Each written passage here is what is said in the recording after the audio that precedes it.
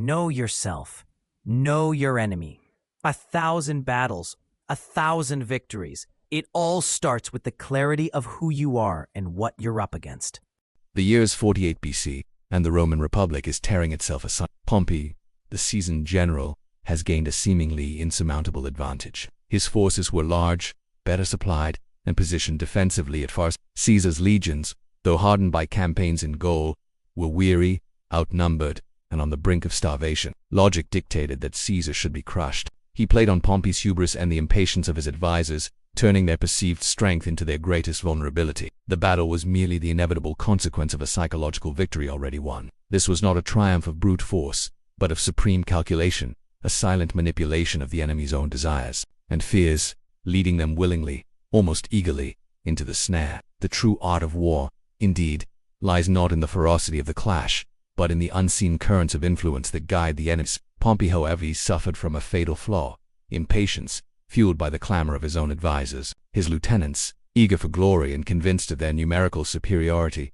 constantly urged him to engage. He knew that if Pompey merely waited, his own army would disintegrate. Yet Caesar also understood the fragility of human will, especially when fueled by a false sense of security and a craving for quick victory. He kept his forces just close enough to be a persistent threat, yet elusive enough to prevent a definitive engagement on Pompey's terms. He projected an image of desperation, subtly inviting Pompey to believe his moment had come. They saw Caesar's ravished army like a ripe fruit, ready to fall with a single, decisive blow. Instead, it was Pompey's own undoing, driven by the internal pressure to fight and win quickly. His generals, overconfident, made critical errors in deployment and engagement, allowing Caesar's brilliant tactics to exploit their weaknesses. Pompey, eager to satisfy the clamor for a decisive victory, abandoned the very patience that would have guaranteed his triumph. Pompey, despite his own strategic instincts, which favored a war of attrition, allowing Caesar's army to wither, succumbed to this pressure. He allowed his own side to dictate the terms of engagement, not through a grand tactical maneuver, but through the subtle psychological warfare of internal discord and hubris.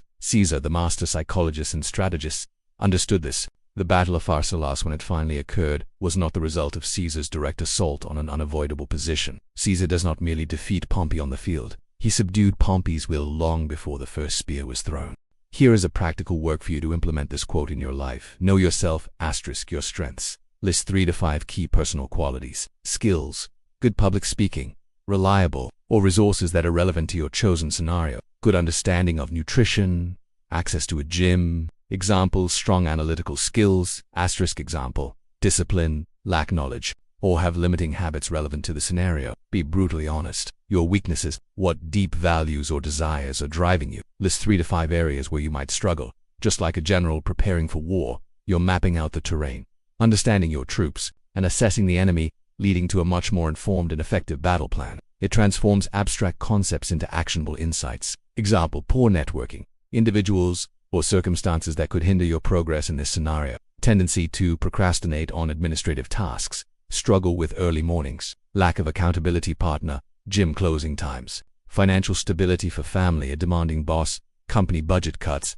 lack of a clear promotion path, personal challenge, easily demotivated by plateaus, lack of specific software knowledge. Example: crave sugary foods, or hidden weaknesses in these external obstacles or the enemy's approach that you could potentially exploit. Your core motivation, values, * why is this scenario important to you? What makes them difficult to overcome? Example: desire for greater impact. Now know your enemy. The enemy, who or what are the primary external forces? Example: a strong internal competitor. Example: busy work schedule, social temptations. * their strengths. Boss is resistant to change. What advantages do these obstacles or external parties have? Sugary foods are widely available and marketed. Example: competitor has more experience with the team. * example: social events are hard to refuse. Their weaknesses. * are there any gaps? Example: competitor lacks presentation skills.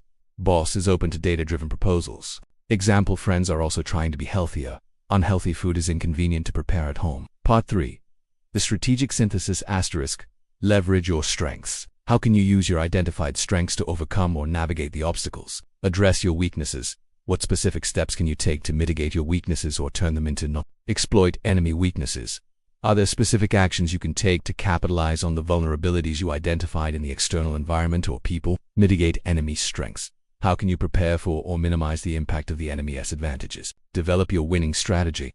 Based on the above, outline 3 to 5 concrete, actionable steps you will take in the next week to advance towards your goal, considering both internal and external factors. This exercise forces you to move beyond surface-level desires and critically analyze both your internal landscape and the external environment.